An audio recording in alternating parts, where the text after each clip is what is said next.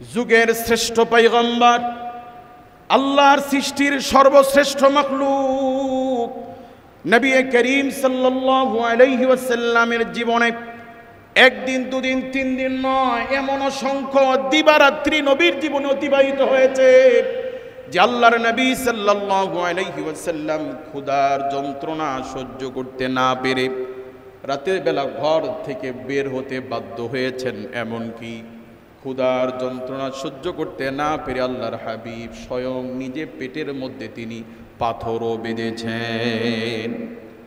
কাজী আল্লাহ পাক যে পরীক্ষাগুলো করবেন সেই পরীক্ষাগুলির একটি উপকরণ, সেটি হচ্ছে ক্ষুধা। বলুন সেটি কি?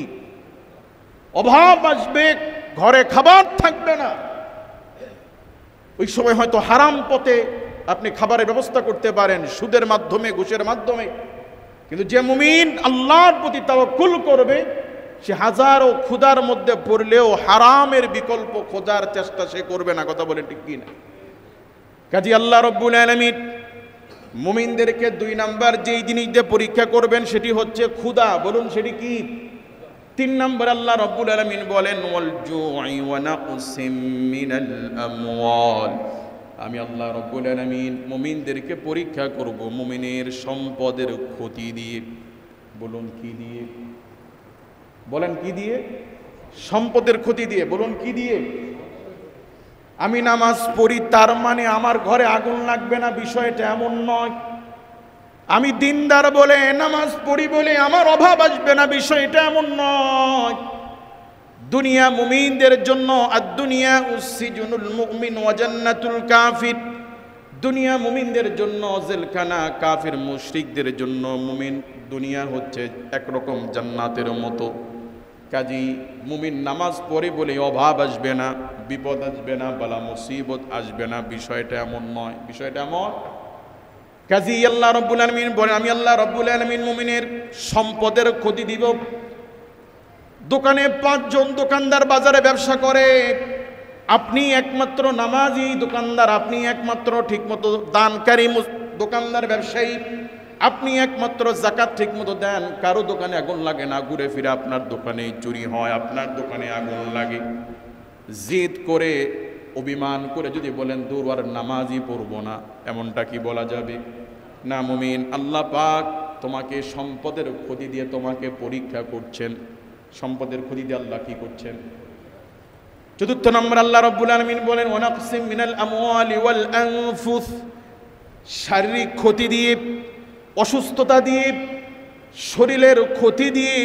রোডে ঘাটে অনেক সময় অ্যাক্সিডেন্ট হয়ে সুস্থ মানুষের হাত হারিয়ে যায়, সুস্থ মানুষের পা হারিয়ে যায়। কখনো কখনো এমন বিপদ মুমিনের উপরে আসে কি আসে না? এরপর আল্লাহ রাব্বুল আলামিন বলেন ওয়া নাকসিম মিনাল আমওয়ালি ওয়াল আনফুসি ওয়াস সামারাত। আমি আল্লাহ পাক মুমিনকে পরীক্ষা করব মুমিনের ফসল ফলাদির ক্ষতি দিয়ে। কি দিয়ে? ফসল ফলাদির ক্ষতি দিয়ে। পাকা ধান বৃষ্টির পানিতে আল্লাহ পাক চাইলে নষ্ট করে দিতে পারে। ভালো ধান ছত্রাক দিয়ে, রোগ বালাই দিয়ে আল্লাহ পাক নষ্ট করে দিতে পারেন। কিন্তু আল্লাহ রাব্বুল আলামিন বলেন এই বস্তুগুলো দিয়ে পরীক্ষা করার পরে বিপদ আসবে, ভয় আসবে, অভাব আসবে, শরীরের ক্ষতি হতে পারে, সম্পদের ক্ষতি হতে পারে, ফসল ফলাদির ক্ষতি হতে পারে। আল্লাহ পাক আয়াতের শেষ অংশে বলেন ওয়াবাশশিরিস সাবিরিন। দিন শেষে তাদের জন্যই সুসংবাদ। ওয়াবাশশিরিস সাবিরিন, যারা ধৈর্যশীল। বলুন যারা কি? কারণ মুমিন বিপদ আপদে তাওয়াক্কুল করবে কার উপরে? যে আল্লাহ আমাকে রোগ দিয়েছেন, আমার হাতে অসুস্থতা দিয়েছেন, পায়ে অসুস্থতা দিয়েছেন, আমার চাইতে এমন বহু ব্যক্তি আছে, আমার পায়ে তো অসুস্থতা, জমিনে এমনও ব্যক্তি আছে যার পাই নেই। কথা বলে ঠিক কি? তার তুলনায় আল্লাহ আমাদেরকে ভালো রাখছেন কি না?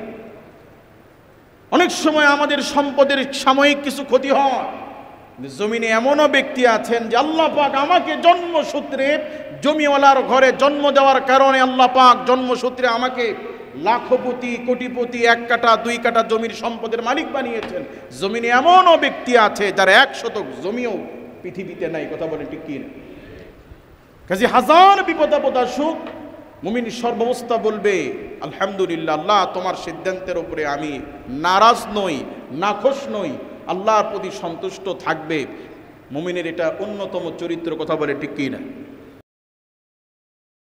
ইন্নাল হামদুলিল্লাহি নাহমাদুহু ওয়া নাস্তাঈনুহু ওয়া নাস্তাগফিরুহু ওয়া নাউযু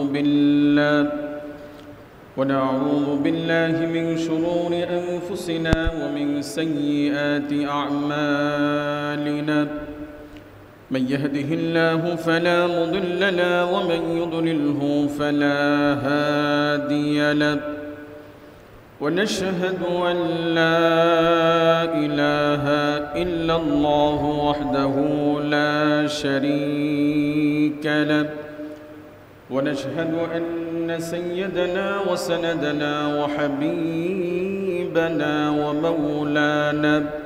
ومولانا محمدا عبد الله ورسوله الذي أرسله بالحق بشيرا ونذيرا وداعيا إلى الله بإذنه وسراجا وقمرا منيرا.